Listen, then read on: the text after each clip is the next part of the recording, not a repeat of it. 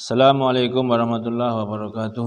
Waalaikumsalam. Nahmaduhu wa nusalli wa nusallim ala rasul karim. Asyhadu an la ilaha illallah wa la syarika lahu wa asyhadu anna Muhammadan abduhu wa rasuluh. Allahumma shalli ala sayyidina Muhammad wa ala ali Muhammad amma ba'du. Hadirin yang mulia, kita lanjutkan program kita bersama pada pagi hari ini dengan program Ta'lim wa Ta'lum. Ini sesuai musyawarah tadi pagi bahwasanya jam 9 kita mulai Ta'lim wa Ta'lum. Kita bacakan dulu atau kita sampaikan dulu mengenai adab-adab Ta'lim wa Ta'lum. Ta'lim wa Ta'lum adalah amalan yang sangat penting untuk dihidupkan baik di masjid bersama jamaah maupun di rumah-rumah kita bersama anggota keluarga. Hal ini disebabkan karena Ta'lim wa Ta'lum adalah salah satu amalan yang hidup di Masjid Nabawi. Dan maksud daripada Ta'lim wa Ta'lum adalah untuk meningkatkan semangat jazbah beramal. Karena dibacakan firman-firman Allah Subhanahu wa taala dan sabda-sabda Rasulullah SAW yang membicarakan tentang keutamaan mengerjakan suatu amalan dan ancaman jika meninggalkannya.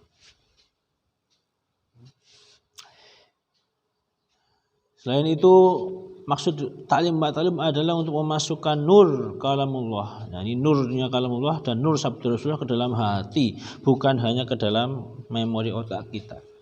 Ya, kalau hanya memasukkan informasi ke memori otak kita ini mudah, tapi bagaimana memasukkan nur kalamullah ya ke dalam hati kita? Maka kita harus mengosongkan ya pikir-pikir kita yang lain. Kemudian fadilah Ta'lim wa Ta'lum adalah untuk mendapatkan sakinah atau ketenangan jiwa. Yang kedua, dicurui rahmat oleh Allah Subhanahu wa taala. Yang ketiga, dikerumuni oleh para malaikat. Yang keempat, dibangga-banggakan oleh Allah Subhanahu wa taala di hadapan majelis para malaikat. Dalam sebuah hadis disebutkan, bismillahirrahmanirrahim, an Abi Hurairah radhiyallahu anna Rasulullah sallallahu alaihi wasallam qala majtama'a qaumun fi baitin min buyutillah ta'ala yatluna kitaballah wa yatadarasuna bainahum illa nazalat alaihimus sakinah wa ghasyiyatuhumur rahmah wa hafathumul malaikah wa dzakarahumullahu fi man indah. Rawahu Muslim.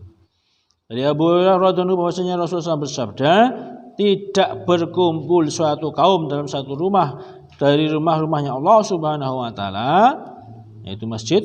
Mereka membaca kitab Allah, saling mengajarkannya sesama mereka, kecuali diturunkan kepada mereka sakinah, rahmat menyirami mereka, para malaikat akan mengerumuni mereka, dan Allah akan menyebut-nyebut mereka di kalangan malaikat yang ada di sisinya.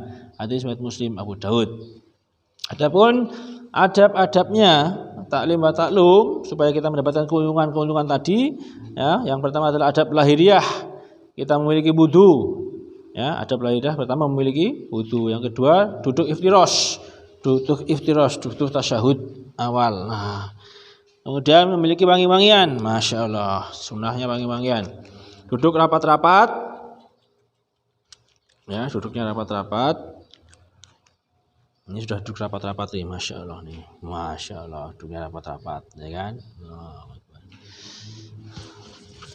Kemudian adab batiniah yaitu ta'zim wal ihtiram, mengagungkan dan memuliakan yang kita dengarkan berupa firman Allah dan sabda Rasulullah SAW. Tasdik wa yakin, kita benarkan dan yakini ya apa-apa yang berasal dari Allah dan Rasulullah. Dan ta'asul fil qalbi, mengesankan dalam hati. Kalau ada yang terkesan dalam hati kita karena sesuatu yang menarik ya mengesankan, otomatis kita akan ada niat amal wa tabligh, yaitu berniat untuk mengamalkan dan menyampaikan.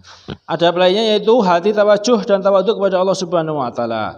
Jika kita mendengar firman Allah Subhanahu wa taala dan hadis-hadis Rasulullah SAW, seakan-akan Allah Subhanahu wa taala sendiri atau Rasulullah SAW sendiri yang sedang berbicara kepada kita. Apabila nama Allah disebut, maka kita ucapkan subhanallah, subhanallah wa taala atau azza wa jalla. Apabila nama Rasulullah disebut, maka kita ucapkan sallallahu alaihi wasallam.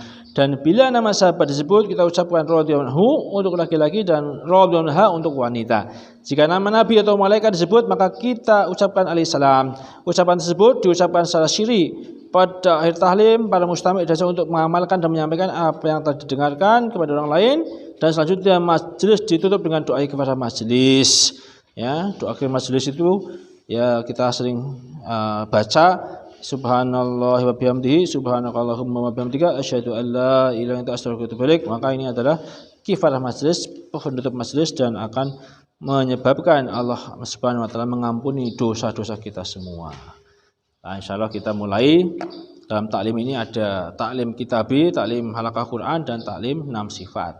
Nah, kita mulai dengan fadilah Quran, dan nanti dilanjutkan dengan halaqah Quran untuk memperbaiki tajwid kita masing-masing supaya kita itu Fatihahnya benar dan surat-surat pendek benar supaya kita layak jadi imam, jadi imam untuk keluarga kita, ya, minimal itulah. Kita mulai dengan fadilah Al-Quran.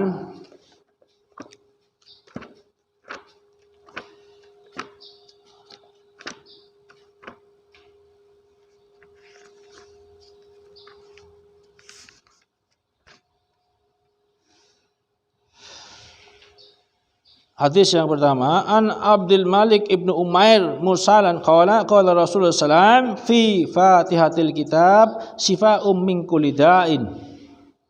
An Abdul Malik ibn Umair mursalan qala Rasulullah sallam fi Fatihatil kitab shifa'um min kulli da'. Dari Abdul Malik bin Umair rahmatullahi alaih secara mursal, baginda Rasulullah bersabda, di dalam Al-Fatihah terdapat obat untuk segala penyakit. Hadis riwayat Darimi, Baihaqi dari kitab Su'abul Iman. Saya ulangi, dari Abdul Malik bin Umair rahmatullah alaih secara mursal, baginda Rasulullah SAW bersabda, di dalam Al-Fatihah terdapat obat untuk segala penyakit. Hadis riwayat Darimi, Baihaqi dari kitab Su'abul Iman. Faedah, dalam bab ini kami mengutip sebagian hadis yang menjelaskan tentang keutamaan surat-surat pendek tapi berpahala besar, dan beberapa hal penting yang perlu diperhatikan pada membaca Al-Quran. Banyak sekali hadis yang menerangkan fadilah surat Al-Fatihah. Diriwayatkan bahwasanya suatu ketika seorang sahabat yang sholat, lalu baginda Rasulullah SAW memanggilnya karena ia sedang sholat, ia tidak menjawabnya. Setelah selesai sholat, ia menghadap baginda Rasulullah SAW. Beliau bertanya, mengapa kamu tidak menjawab panggilanku? Ia beralasan karena sedang sholat. Baginda Rasulullah bersabda, apakah kamu tidak mengetahui tentang ayat ya ayyuhalladzina amanu stajibu lillahi walirrasuli idza da'akum. Ya ayyuhalladzina amanu stajibu lillahi walirrasuli idza da'akum. Wahai orang-orang beriman, penuhilah seruan Allah dan seruan Rasulullah SAW apabila menyeru kamu. Al-Anfal ayat 24. Kemudian beliau bersabda, maukah aku beritahukan kepada kamu suatu surat yang sangat agung, yang terbesar keutamaannya. Surat itu adalah Alhamdu, 7 ayat, disebutkan juga Sab'ul Masani atau Quran Azim. Sebagian ahli tasawuf mengatakan bahwa isi kitab-kitab terdahulu telah terkandung dalam Al-Quran, dan seluruh kandungan Al-Quran terdapat dalam Al-Fatihah, dan kandungan surat Al-Fatihah terdapat dalam Bismillah, dan dalam kandungan Bismillah terdapat di dalam huruf ba. Selanjutnya diterangkan bahwa makna huruf ba adalah penghubung, yaitu segala sesuatu yang menghubungkan seorang hamba kepada Allah Subhanahu wa taala. Ada juga yang menambahkan bahwa inti ba adalah titiknya. Titik tersebut bermakna wahdaniyah, sifat kemahasaan Allah Subhanahu wa taala. Dalam istilah, titik merupakan sesuatu yang tidak dapat dibagi lagi. Titik habis. Masya Allah, ya. Sebagian ulama berpendapat bahwasanya iyyaka na'budu wa iyyaka nasta'in, hanya kepadamu ya Allah kami menyembah dan hanya kepadamu kami mohon pertolongan. Al-Fatihah ayat 5 adalah memiliki maksud yang menyeluruh, yaitu urusan dunia dan agama. Baginda Nabi Muhammad SAW bersabda, demi zat yang nyawaku berada di dalam kekuasaannya, surat ini yaitu Al-Fatihah tidak pernah diturunkan dalam kitab sebelumnya, baik dalam kitab Taurat, Injil, Zabur, dan juga tidak terdapat di tempat lain dalam Al-Quran. Sebagian ulama menyatakan, jika Al-Fatihah dibaca dengan penuh keimanan dan keyakinan, maka akan menjadi obat bagi setiap penyakit, baik duniawi maupun agama, baik zahir maupun batin. Menulis dan menggantungkannya untuk mengambil berkah, dan juga menuliskan kemudian menjilatnya sangat bermanfaat untuk mengobati penyakit-penyakit. Dalam kitab-kitab sahih dijelaskan bahwa para sahabat radhiyallahu anhum pernah membaca Al-Fatihah lalu meniupkannya kepada orang-orang yang terkena gigitan ular, kalajengking, juga kepada orang-orang yang sakit ayan atau gila. Baginda Nabi Rasulullah SAW telah mengizinkan hal itu. Diriwayatkan bahwasanya baginda Rasulullah SAW pernah membaca Al-Fatihah lalu meniupkannya kepada Sayyidina Sa'ib bin Yazid radhiyallahu anhu dan menyambungkannya dengan air liur di tempat yang sakit. Riwayat lainnya menyebutkan, barang siapa hendak tidur kemudian membaca Al-Fatihah dan Al-Ikhlas lalu meniupkannya ke seluruh tubuhnya, maka ia akan selamat dari segala bahaya kecuali maut. Di lain riwayat dijelaskan bahwa pahala Fatihah seperti pahala 2/3 Al-Quran. Sabda beliau lainnya, aku diberi 4 perkara dari hasanah ars ilahi yang tidak pernah diberikan kepada siapapun, yaitu Al-Fatihah, ayat kursi, ayat-ayat terakhir surat Baqarah dan Al-Kautsar.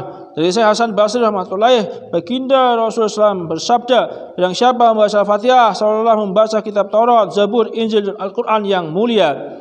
Satu riwayat yang disebutkan bahwasanya iblis menangis meratapi dirinya dan menaburkan debu di atas kepalanya ketika terjadi 4 peristiwa, yaitu ketika ia dikutuk, yang kedua ketika ia dicampakkan dari langit ke bumi, yang ketiga ketika Rasulullah SAW diangkat menjadi nabi, dan yang keempat ketika surat Al-Fatihah diturunkan.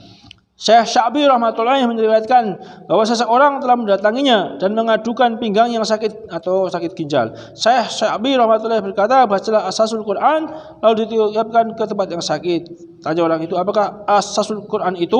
Jawab Syekh Sya'bi rahmatullahi, Al-Fatihah. Surat Al-Fatihah. Dijelaskan dalam kitab Masaih ke Amal Mujaddah bahwa surat Al-Fatihah adalah Ismul Azam. Untuk tujuan apa saja Al-Fatihah dapat dibaca dengan 2 cara. Yang pertama, membaca Al-Fatihah di antara sholat sunnah qabliyah subuh dan sholat subuh dengan menyatakan mim dari Bismillahirrahmanirrahim dengan lam dari Alhamdulillah sebanyak 41 kali selama 40 hari, niscaya keinginannya akan terkabul. Jika diperlukan untuk orang sakit atau terkena sihir, maka ditiupkan ke atas air lalu diminumkan kepadanya. Jadi Bismillahirrahmanirrahim, Alhamdulillahirrahmanirrahim sampai selesai dibaca 41 kali selama 40 hari, ya, antara qobliyah subuh dan fardu subuh. Ini untuk mengobati sakit karena sihir atau sakit yang lain, ya.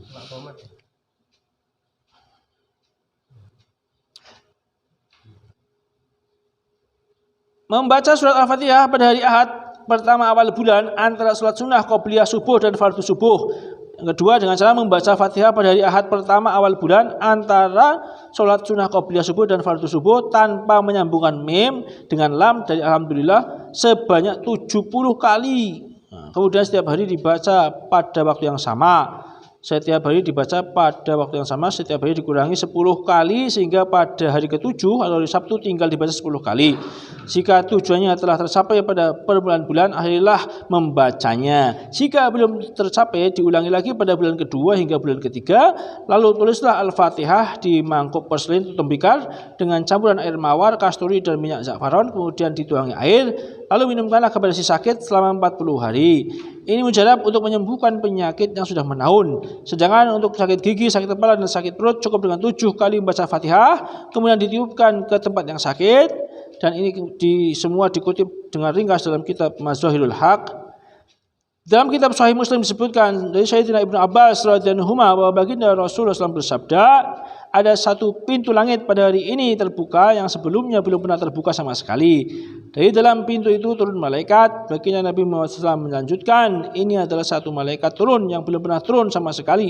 Malaikat berkata, aku memberi kabar gembira mengenai 2 nur yang belum pernah diberikan kepada siapapun sebelum kamu. Pertama surat Al-Fatihah, yang kedua 2 ayat terakhir surat Al-Baqarah. Kedua surat itu disebutkan sebagai nur karena pada hari kiamat keduanya akan berjalan di hadapan para pembacanya. Nah, itulah tidak mulia keutamaan Fatihah. Jadi Fatihah ini merupakan surat yang menjadi induknya Al-Quran dan juga inti dari kitab-kitab terdahulu, ya. Maka oleh karena itu kita disuruh banyak-banyak baca Al-Fatihah. Ibaratnya kalau kita di bidang ilmiah itu Al-Fatihah itu abstrak dari sebuah tesis atau sebuah disertasi atau sebuah penelitian, ada abstraknya. Maka demikiannya Al-Fatihah ini inti dari kitab-kitab itu semuanya di Al-Fatihah, umul kitab, ya. Ini hadirin yang mulia. Maka kita akan mencoba untuk mengamalkannya dengan baca Al-Fatihah dan kemudian diikuti dengan surat-surat pendek yang lain. Ya, kita bagi insyaallah 2-2 ya. Ya, monggo 2-2.